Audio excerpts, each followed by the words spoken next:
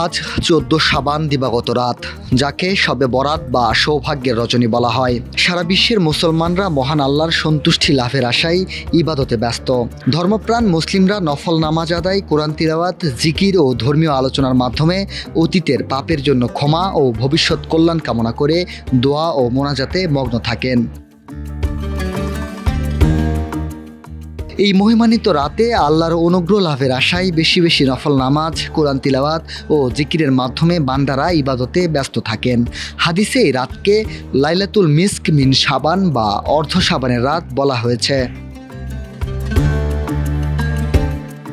রাসূলুল্লাহ সাল্লাল্লাহু আলাইহি ওয়াসাল্লাম বলেছেন, অর্ধ শাবানের রাত তোমরা ইবাদতে কাটাও এবং দিনের বেলা রোজা রাখো। সূর্যাস্তের পর আল্লাহ তাআলা প্রথম আসমানে এসে বলেন, কে ক্ষমা প্রার্থী আছে, আমি তাকে ক্ষমা করব। সানশাইন আটা ময়দা সুজি।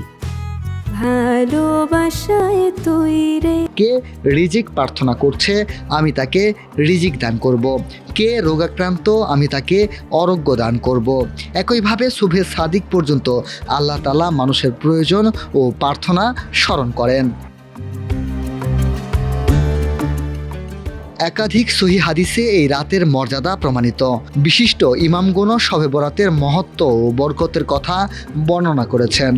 বিখ্যাত সাহাবী মুয়াজ বিন জাবাল রাদিয়াল্লাহু তাআলা আনহু থেকে বর্ণিত, ১৪ শাবান দিবাগত রাত আল্লাহ তাআলা তার সৃষ্টির দিকে বিশেষ দৃষ্টি দেয় এবং মুশরিক ও বিদ্বেষী ব্যতীত সকলকে ক্ষমা করে দেন। এই রাত আল্লাহর অশেষ দয়া, রহমত ও বরকতের প্রতিফলন হিসেবে মানুষের হৃদয় ভরে দেয়। মিনহাজুল ইসলাম, কালের কণ্ঠ, ঢাকা।